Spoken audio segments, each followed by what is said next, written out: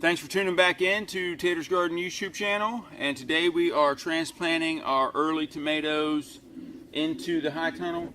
The high tunnel is a 30-foot by 80-foot tunnel hoop house that we got through a NRCS program. It has been a dream to have this thing to help us extend our season early in the spring to late in the fall. We can grow tomatoes earlier than most folks and get them to market a little bit earlier. And I highly recommend anybody who is trying to homestead to think about a small little hoop house to kind of make sure that you can stretch your food season a little bit more. And so what we're going to do these tomatoes today, I want to give you a little background. Early in the season, before anything got planted in here, we ran the tractor through and used the cultivators and got some chisel plowing done down deep, kind of lifted things up. After that, we come through and we form the beds with the tiller. And I don't do a real big raised bed because the tractor, it makes it easier on the tractor, and there's not enough of a benefit in here to want to fool with it. And after we, the other thing we did in the beds was we added in a little bit of a potting soil mix. You can see it easier in that cucumber bed, the white stuff. There's some perlite. There was some peat moss. It was just a very basic mix. We put that in there as a soil conditioner, just to add a little high quality organic matter. Then we added in some fertilizer. The fertilizer blend we have is a mix. It's mostly chicken manure. It's got some feather meal in it. It's got some rock phosphate. There's some green sand, kelp meal in there, a little bone meal, some K-mag in there, and some humates.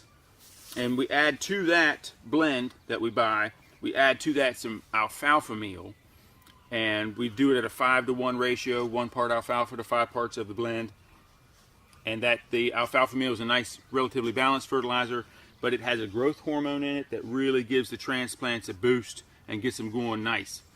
And so then to each hole, we go through and we pre-dig these holes once we got the beds laid out. They're on 20-inch centers. We have this little measuring stick that's handy dandy. We just put some magic marker marks on this old tomato stake. Then we know exactly how to lay them out. They're spaced, like I said, 20 inches, which is a little bit tighter than we do outside.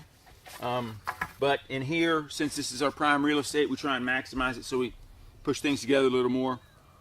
We add to the bottom of the hole one yogurt cup, which is 6 fluid ounces of the fertilizer blend, and then we're ready. We lay out the transplants, and you can see that these transplants are a little bit leggy, and so we're going to plant them a little bit special. If they're regular size transplants, say yay tall, we'll just set them right down in the bottom.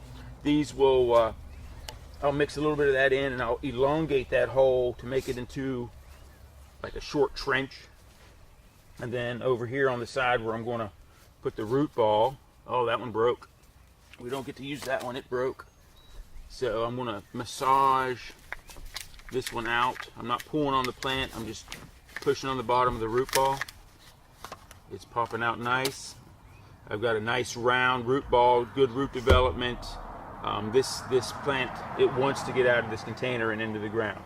So I elongated my hole. I'm going to pop my root ball down in that side, and then I'm going to push some of that nice rich fertilized soil in around the root ball, and I'm burying some of that stem. And tomatoes, they really don't mind being planted this way at all. And because each one of the hairs along that stem down at the bottom, it has the potential to become a root. You can see the real fuzzy parts down there. You can even see those little nubs. Those nubs are roots that really want to start.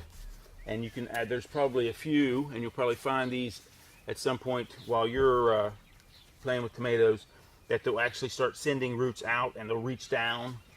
So planting them this way it's a good idea, particularly if they're this tall. If you pan over and look at the really early tomatoes, you can see how they want to look like a little tree. And these, because they've been grown in a greenhouse, they don't look like little trees, they look like little sticks. And so by putting them in the ground further, instead of having this thing standing up like that, this long spindly thing, we've pushed it down, it's gotten bushier. And so the plant, it wants to be in that general shape. So that's another reason to plant them deep. And so we'll plant a couple more of these, and then we'll go take a break. We'll come back, show you what's going to happen next. We're going to lay down the ground cover, lay out the water bottles, the drip tape, and tonight it might frost, so we're going to lay down the frost blanket, and you guys will get to see all of that stuff. I'm going to give you all of my tips and tricks, and so you can be more successful in what you're doing, if you're doing it. All right, so we'll show this last one here. Lay that root ball down in there nice. Push that over there. Alrighty. Okay, so we're going to get the rest of these planted. I'm going to firm those up just slightly.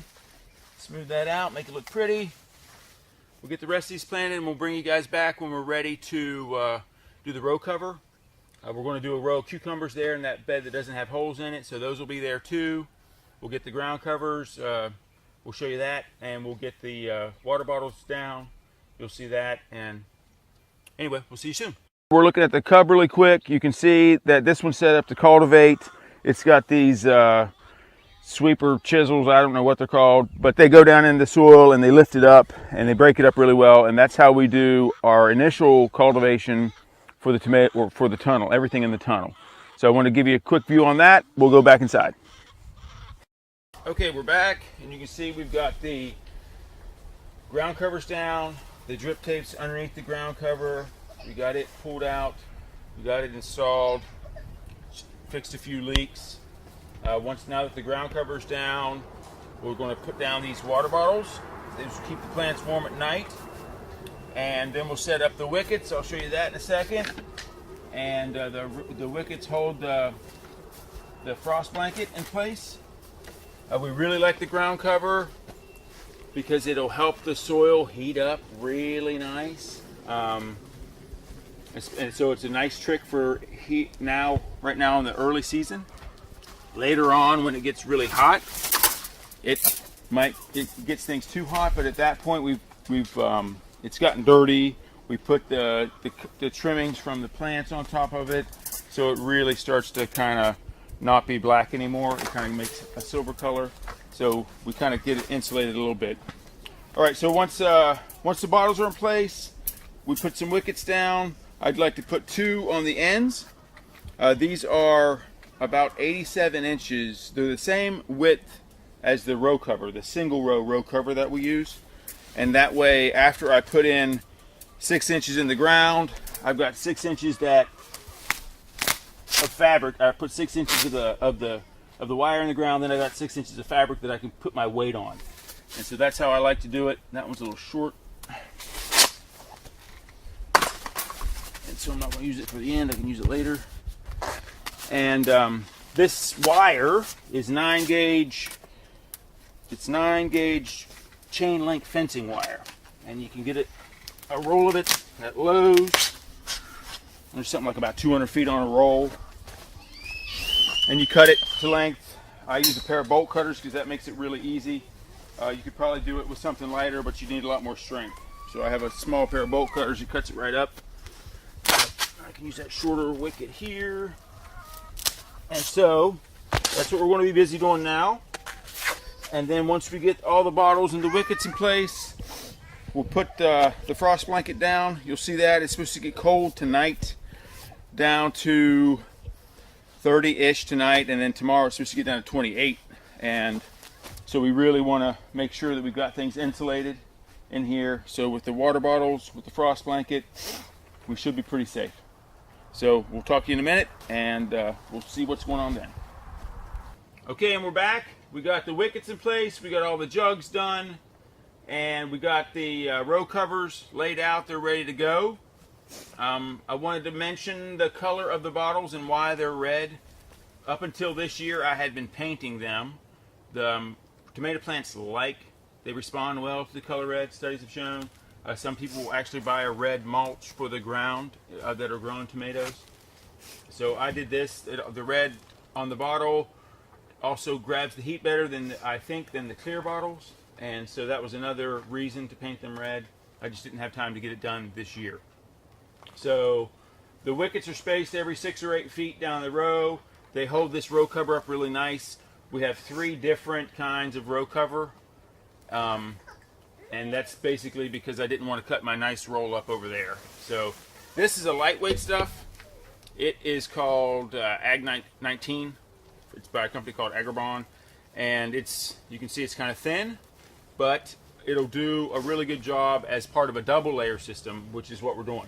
This one behind me is Ag 30. You can see it's a little thicker, it's a little heavier. When I only had a couple of rows of things out here, I had 2 layers of this over the row, and I felt like it was bulletproof. Now that we're back to a single layer over most of the things, we're going to use this frost blanket. This is Ag 50. It's super thick, and there's a fair chance that I could get by with just it. But since we just put these things in the ground and their first night out, it's going to get cold. Even though I have spent some time hardening them off, I don't want to take any chances. So that's why I'm kind of going over the top with the frost protection. But I know it's all going to be worth it because we're not going to have any problems. And we'll get all this stuff put away by the end of the month when the frost dangers are over. And then we'll be in full-blown summer mode. So we'll probably cut back one more time once these row covers are on. This will be in a couple hours because we want these bottles to get warmed up while the last little bit of the heat for the day. We were just looking at the thermometer in here a minute ago, and it was 85. The sun was out then. The sun's not out now. It feels more like 70 in here now. But nonetheless, we're trying to hold in this heat to warm the bottles up. The more we can warm the bottles up now, the more heat they'll have in them to heat the plants in the cold of the night, say 4 or 5 o'clock in the morning. So like I said, in a couple hours we'll come back. We'll have the low tunnels covered. They'll look like long caterpillars in here, and we'll get the big one. We probably won't show that, getting the big one up, but we'll see. All right, so we'll see you in a bit.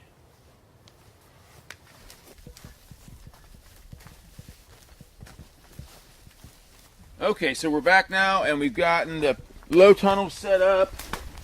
I got my little water bottles here as weights for the ends. The row cover has this nifty green writing on it to show you where the middle is, so you just line those up down the ridge of the cover. And so this is our first layer. You can see there in the middle we've unrolled that big frost blanket.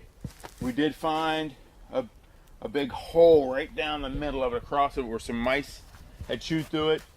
And so I'm not too worried about it as far as frost protection for tonight, but I will get out here in the next couple of days and seal it up with my Gorilla Tape. And so the next step is to stretch this one side to side, and we'll put some bottles around the outer perimeter. There's no big issue with wind, so we can get away without a lot of weight on the outside of the low tunnels. If we were doing these outside, you can see I told you I cut the wickets the same size as the fabric, so I had this much to lay my weights on. Outside I might use a plastic bottle.